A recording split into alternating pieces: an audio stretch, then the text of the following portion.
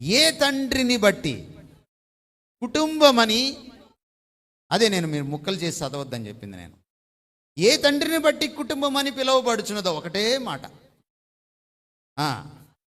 మీరు ముక్కలు ఎప్పుడు చేయాలంటే మధ్యలో పాస్టర్ గారు అంటుంటారు ఒక ఆయన, అప్పుడు చేయాలి మీరు. ఆ ఇంటర్లూడ్స్ నేను వేయను, కాబట్టి మీరు అలా ముక్కలు చేయక్కర్లేదు. ఎవరిని బట్టి కుటుంబం అని పిలువబడుతుందండి? ఏ తండ్రినా, ఎవరైనా పరలోకంలో ఉన్న తండ్రి. మీరు ఎప్పుడైనా ఆలోచించారా? త్రియేక దేవుడి గురించి క్రైస్తవ పుస్తకంలో మాత్రమే ఉంది. ఏ మతంలో కూడా దేవుని త్రియేకత్వం గురించి ఎక్కడా లేదు. దేవుడు ఆత్మ. ఇతర మతాల్లో కూడా దేవుడు ఆత్మస్వరూపి, పరమాత్మ స్వరూపి అని ఉంది. దేవుడు అనంతుడు. ఇతర మతాల్లో కూడా దేవుడు అనంతుడు అని ఉంది. దేవుడు కోపగిస్తాడు. ఇతర మతాల్లో కూడా ఉంది. దేవుడు ప్రేమమయుడు, కరుణ చూపిస్తాడు. ఇతర మతాల్లో కూడా ఉంది. ఏమండి? కానీ దేవుడు ముగ్గురు వ్యక్తుల ఏకదేవుడు, త్రియేక దేవుడు. ఎక్కడా లేదు.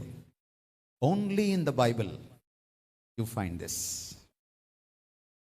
ఇప్పుడు త్రియేక దేవత్వంలోకి వెళ్ళి మనం చూస్తే తండ్రికో పేరు, కుమారుడికి ఒక పేరు, పరిశుద్ధాత్మకు ఒక పేరు లేదు. వాళ్ళకి ఇచ్చిన టైటిల్స్ ఏంటంటే రిలేషన్షిప్ టైటిల్స్. సంబంధానికి సంబంధించినటువంటి నామాలని, నామకరణాన్ని మనం చూస్తాం. మొదటి వ్యక్తి పేరేంటి? తండ్రి. రెండవ వ్యక్తి పేరేంటి? ఏంటి ఈ పరిభాష? తండ్రి, కుమారుడు. ఈ పదాలు మీకు ఏం చెప్తున్నాయి? కుటుంబం గురించి చెప్తున్నాయి. ఏం చెప్తున్నాయి? కుటుంబం గురించి చెప్తున్నాయి. సో మొట్టమొదటి కుటుంబం ఎక్కడ ఆరంభమైంది? అయ్యో, ఇప్పుడే చెప్పాను కదా. దేవునిలో. మొదటి తండ్రి ఎవరు ఈ ప్రపంచంలో? దేవుడు. మొదటి కుమారుడు ఎవరు ఈ ప్రపంచంలో?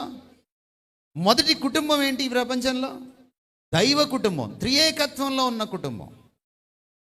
ఇవి కుటుంబ పదాలు, ఇవి కుటుంబ సంబంధ పదాలు, ఇవి terms of relationship in a family.